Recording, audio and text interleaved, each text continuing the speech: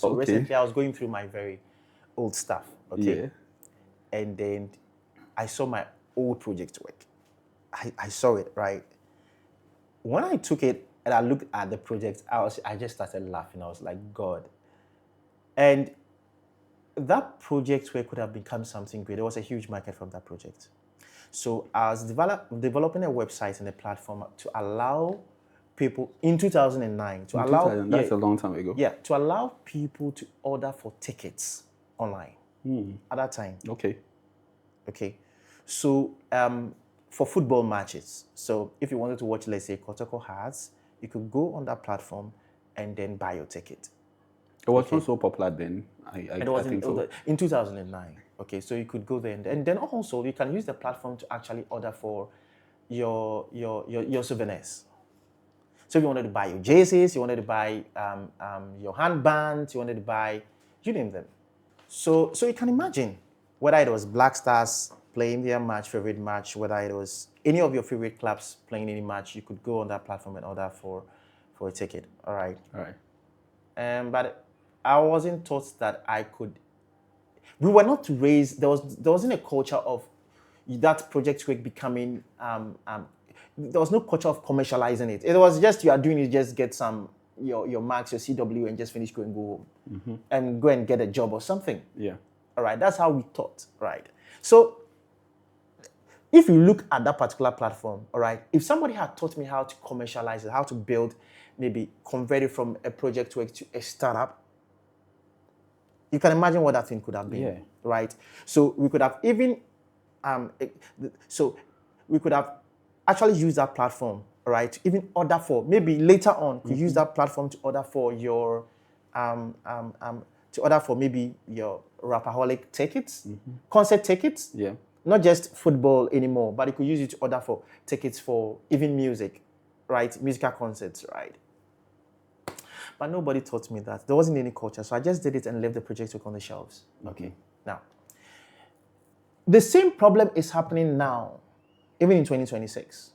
Okay, when you go into our universities, when you go into the campuses, you realize that the same thing is happening. So the Professor Adakwa said it himself. He said, look, the number of things that we have done, the students have done, they are very smart. They've built some of these innovations, but they are still on the shelves. Over the years. Over the years, okay? Now, so he is waiting for the EC to, so they've had a conversation with the EC. Yeah. And they are saying that the EC, the government should come and pick these inks, right? So that they can use it for the elections, okay? Going through that route, the government route, that way, for me, is not going to work, okay? It's not going to work. Okay. You can wait for government as long as you can on this continent. They are not coming. You see, the African thinks that government is a savior. Government is not coming for you.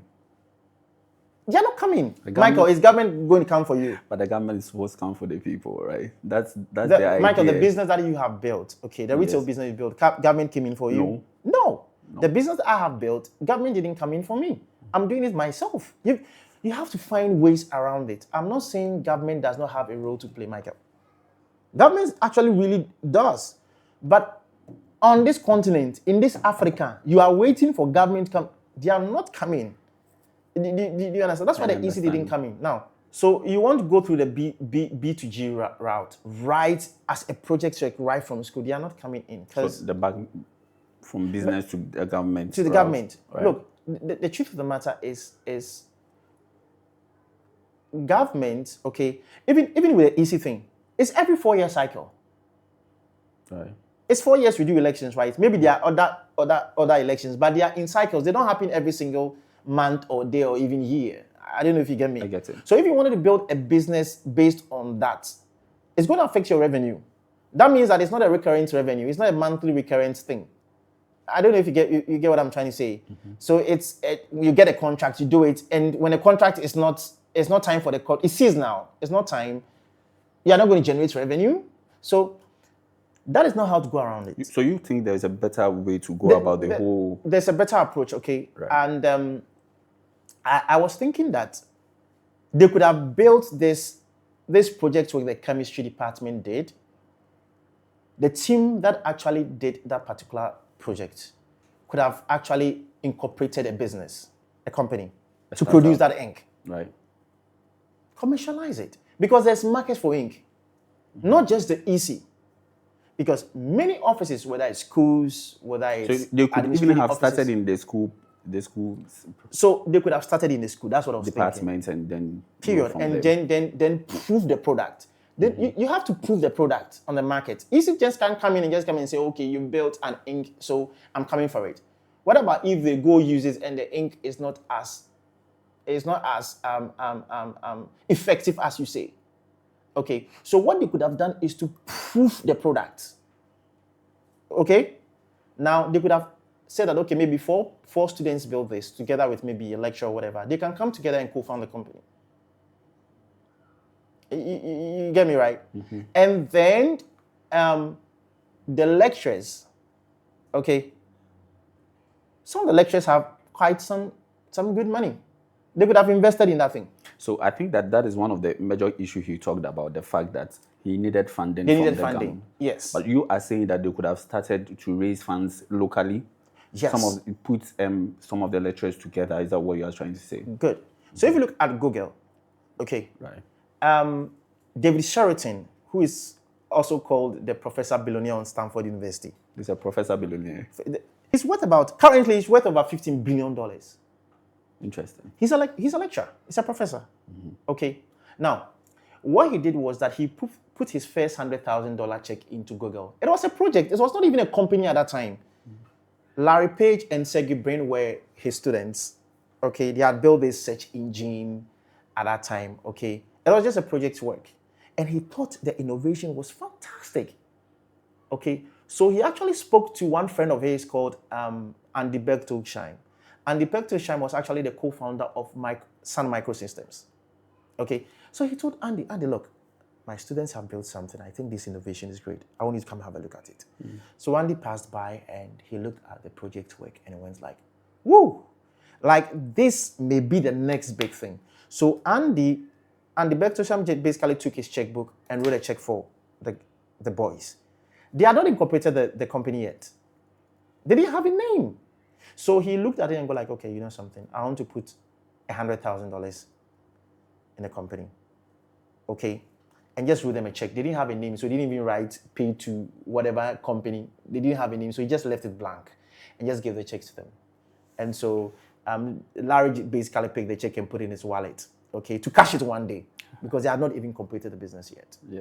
They didn't even talk about the valuation of the company, any price, any equity. They didn't even talk about that. He just felt this was going to become something great one day. And of course, Professor David Sheraton had also cut a check of $100,000 for the founders. Had no revenue, had done nothing yet.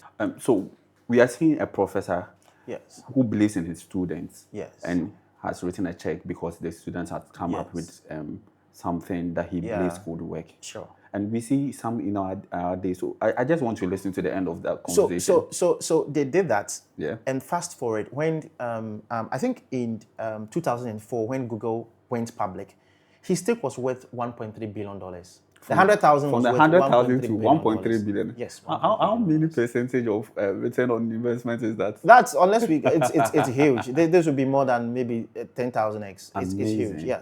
Yes. So I'm not saying, of course, I'm not saying in the space that we are in, especially on this continent, I'm expecting a lecturer to put in $100,000. No, I'm saying that a group of lecturers to come together and probably maybe cast their first $2,000 check.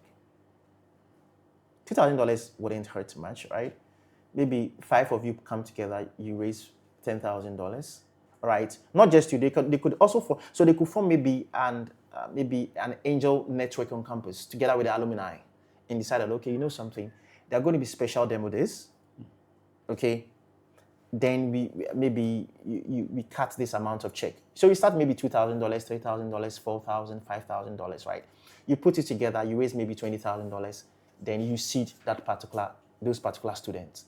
So then those lecturers will on the cap table, those lecturers will have some equity stake in the company. Together right? with the school will also have so a stake. because of course the IP belongs to the school because you did a project on campus. all right, they of course they will transfer technology to you, but like especially in Google's case, Stanford had 1% of Google. Stanford University. And at the time they went public in 2004, it was worth about $336 million. $336 million. So that's how much Stanford just made from Google going public because of the IP. It belongs to the school, right? So the school can make quite some good amounts from it, right? The lecturers also can. What I'm saying is that, first of all, lay the foundation first. And I'm going to talk about how if they're able to build that angel investor network with the lecturers and the alumni, they can start putting small checks in project works that can become, if there's market for that particular project, not every project work, I'm not saying every project work, but you see that this can go somewhere, like the lecturer was saying. And I think that particular ink there was good market for that ink. Oh, come on. They could have started, and remember they have a primary, is it a JHS on Kenya campus, right? Yes. They have SHS, right?